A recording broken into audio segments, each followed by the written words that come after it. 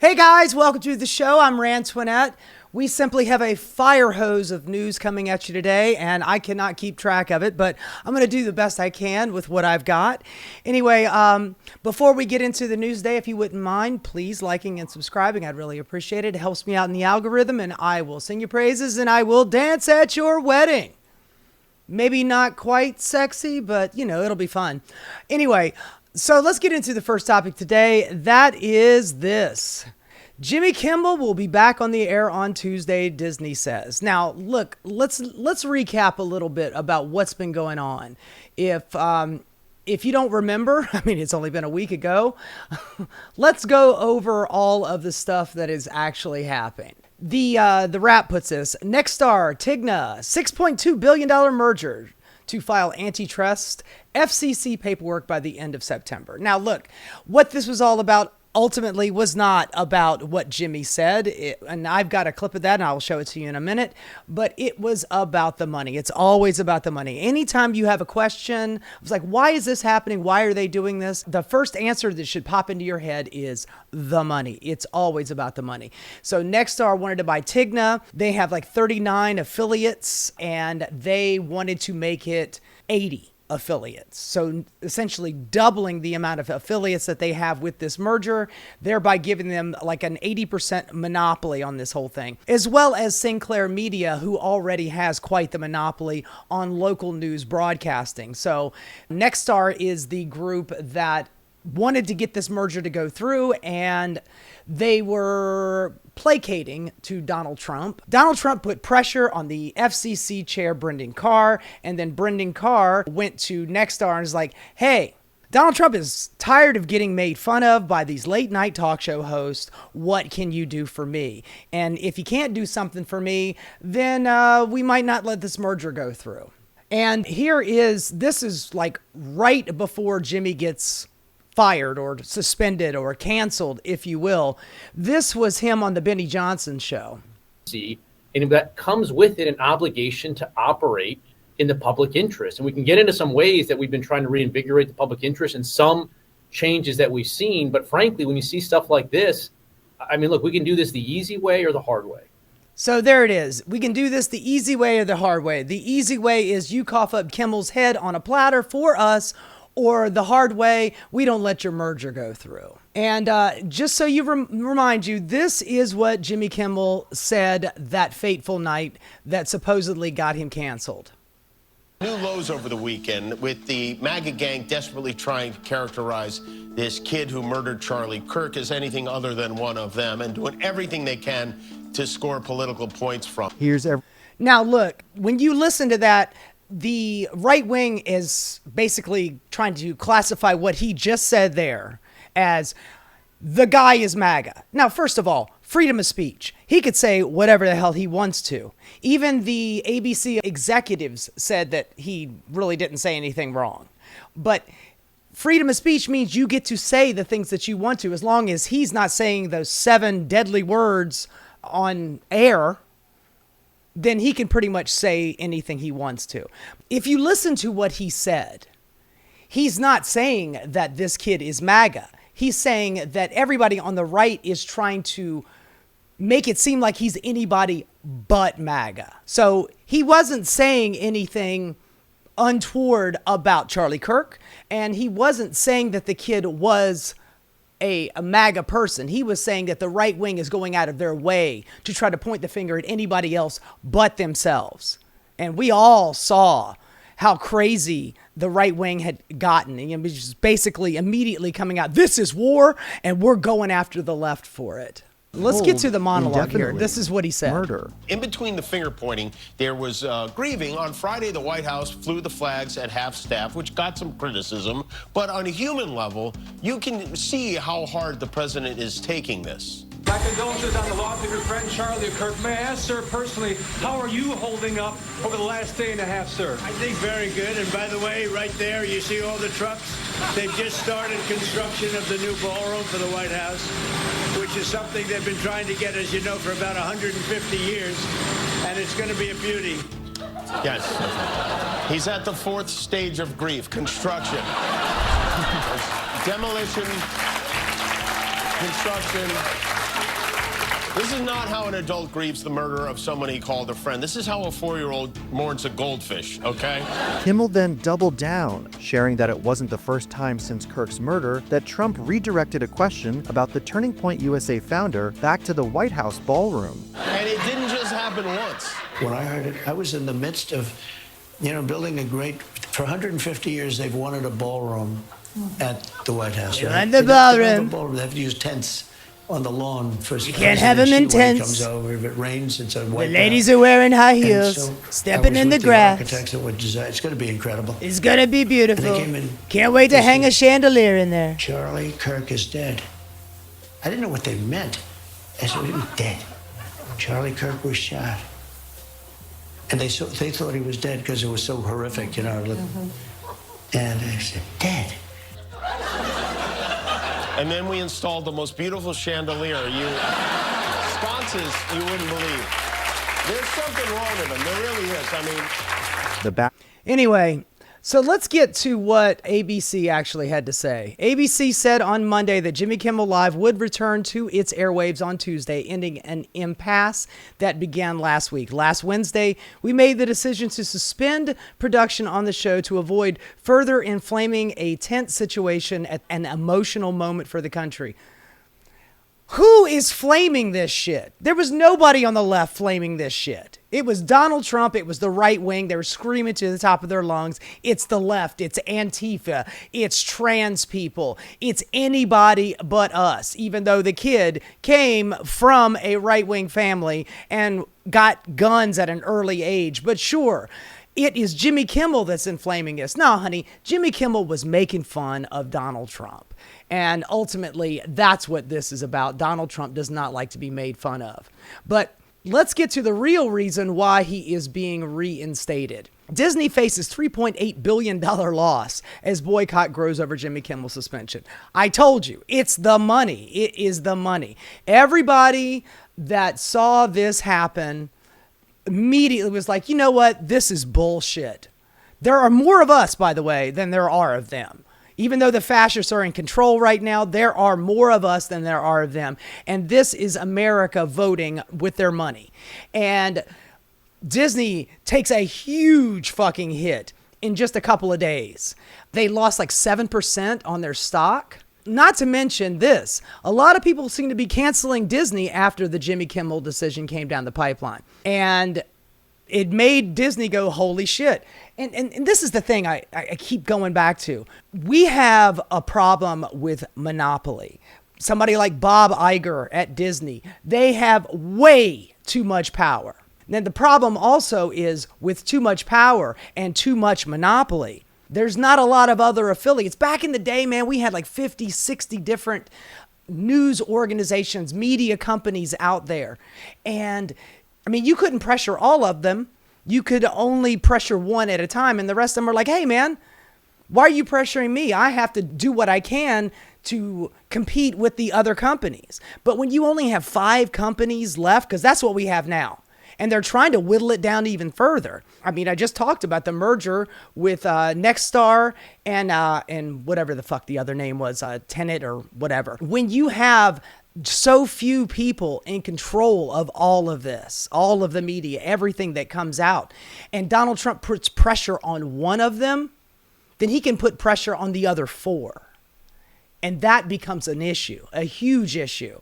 And of course, they don't really care because it's more about the money than it is the fascism. I remember back in 2016, Les Moonves, I believe he was CBS, he said, Donald Trump might not be good for America, but he sure as shit is good for ratings.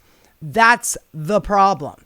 Now, it wasn't just the people giving the backlash to Disney. It was also a lot of stars. Mark Ruffalo says that the Disney stock will drop further if Jimmy Kimmel Live is canceled. They do not want to be the ones that broke America. Now, they wouldn't be the ones that broke America. They just happen to be this straw that might be breaking the camel's back, because a lot of people have went ahead and canceled their Disney and their Hulu Plus and all that shit. And honestly, keep it up, folks. Keep it up.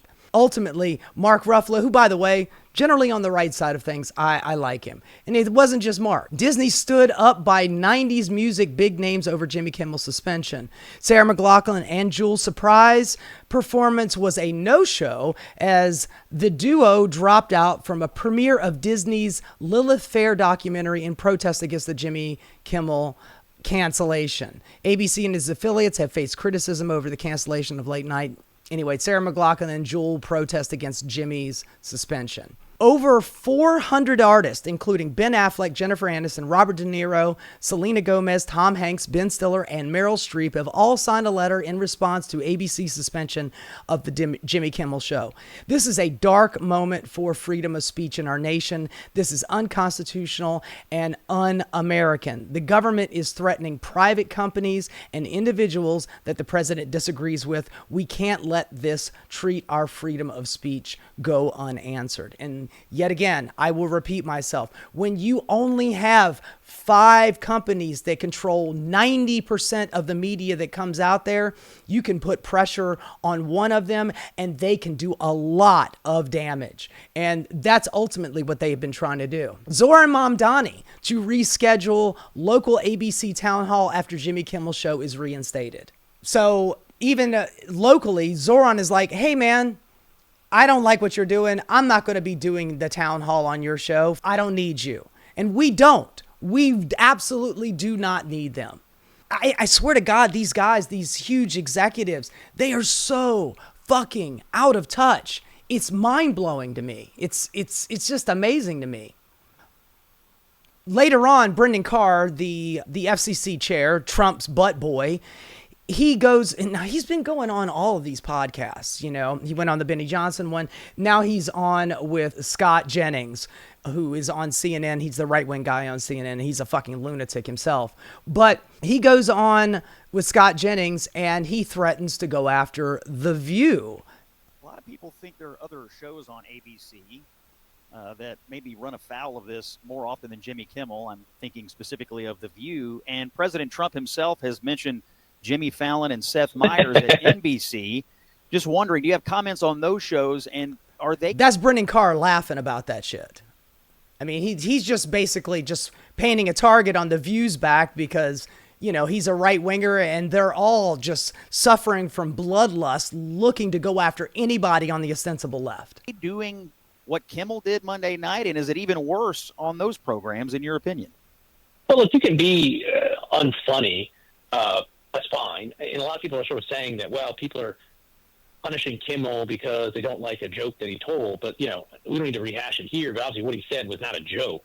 It wasn't presented at all that way. But when you look at these other TV shows, what's interesting is the FCC does have a rule called the equal opportunity rule, which means, for instance, if you're in the run-up to an election, you have one, partisan elected official on, you have to give equal time, equal opportunity to the opposing partisan politician. So far, so good. But there's an exception to that rule called the bona fide news exception, which means if you are a bona fide news program, you don't have to abide by. So basically what he's saying is Jimmy Kimmel is the news, and so is The View. They're the news. So you got 5 ladies on a talk show talking about political stuff and cultural stuff. That is essentially the news. That's how he's trying to classify this. So if you even remotely talk about the news, now you're a news organization and we can go after you, which, by the way, this is an archaic rule that he simply just pulls out of his fucking ass because of Project 2025 and serving the feelings of the dear leader, Donald Trump.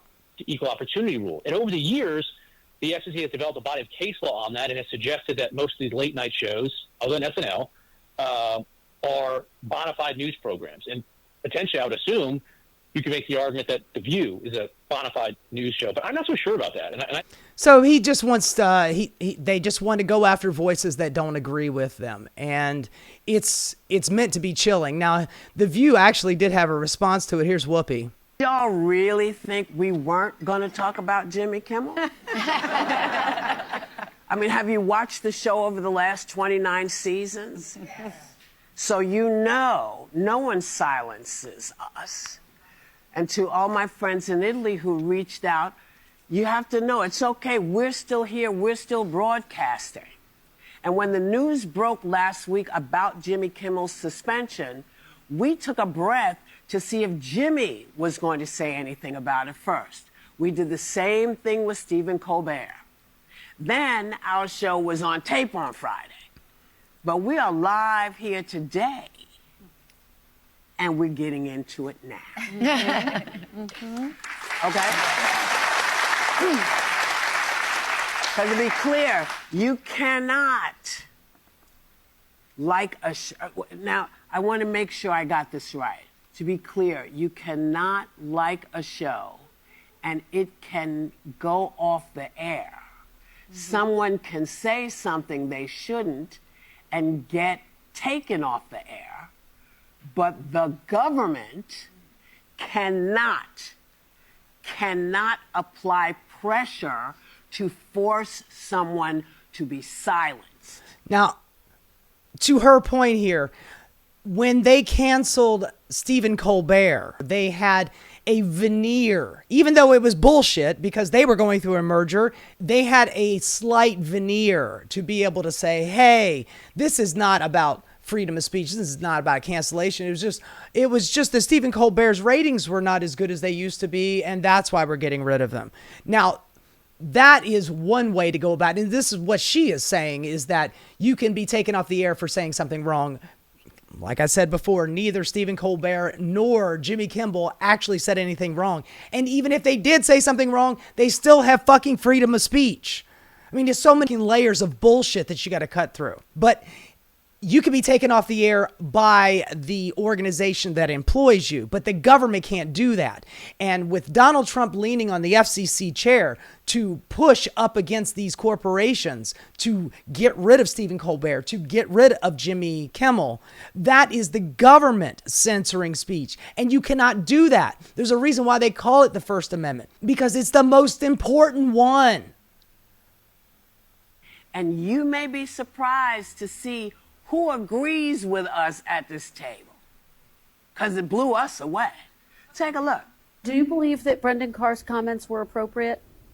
Absolutely inappropriate. The government's got no business in it, and the FCC was wrong. He's a libertarian, so he's going to go that way. Any attempt by the government to get involved with speech, I will fight. We are quickly turning into a banana republic. The President of the United States is now employing the full power of the federal government, the FCC, the Department of Justice, in order to punish, lock up, take down off the air all of his political enemies. I think what Brendan Carr has done at the FCC is illegal and unconstitutional. He says, we can do this the easy way, or we can do this the hard way.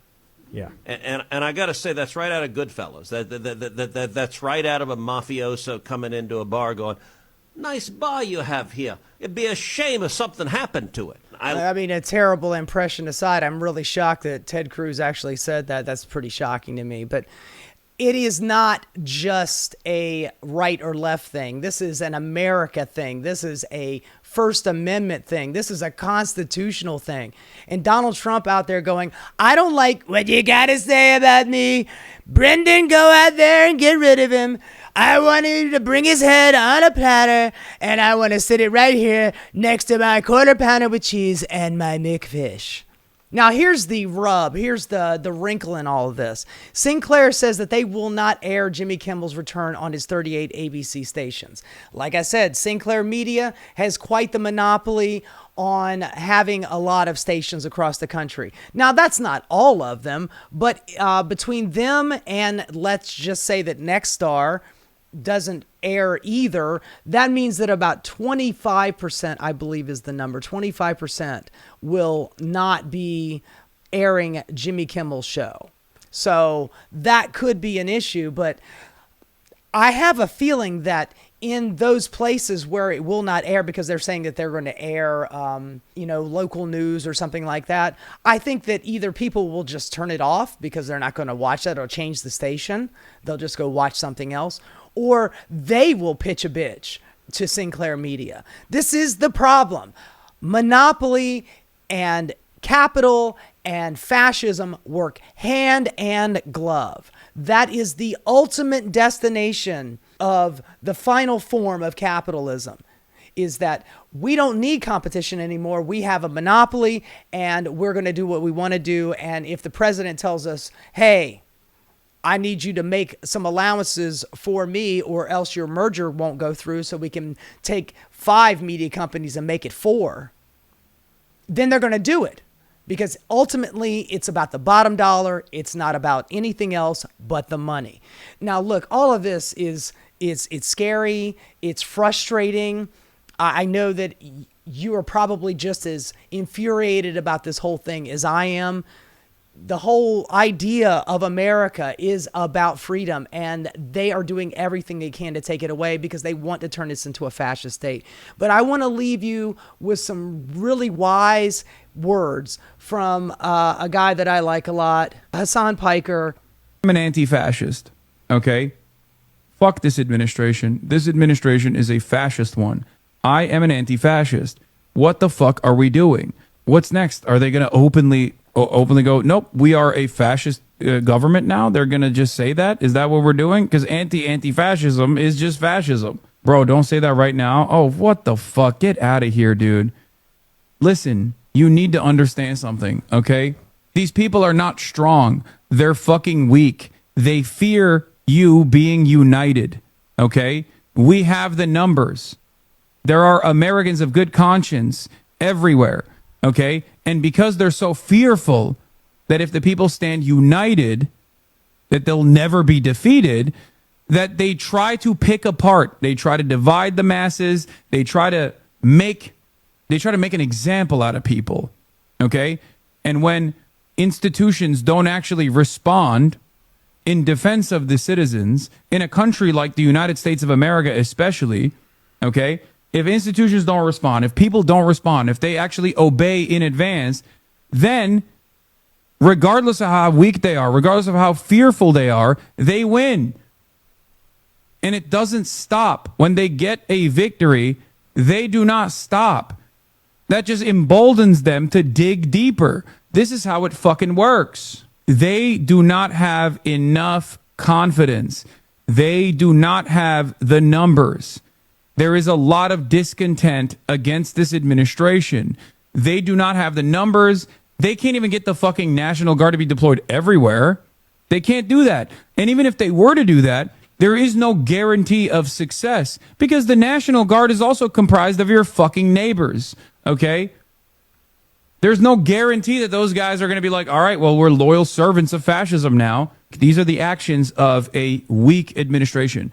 These are not the actions of a strong administration. If they were strong, they wouldn't feel the need to stamp out any sort of discontent. If they were strong, they wouldn't feel the need to try to put the fear of God in your hearts, in your minds, in your soul, to stop you, to make you think twice before you engage in any sort of anti-fascist action, before you engage in any sort of demonstration, because they are afraid. It is upon all of us to make sure that we don't stand down, okay?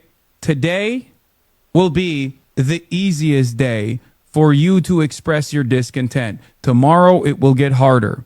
And the day after, it will be even harder than that. And the less we express our discontent, the less we express our frustrations, the more this administration will feel emboldened to do more of the same. Look, folks, he ain't lying. And that should inspire you. You have to understand the reason why they're doing all this stuff is because they are weak. They are scared. They don't have the numbers and they don't have the policy.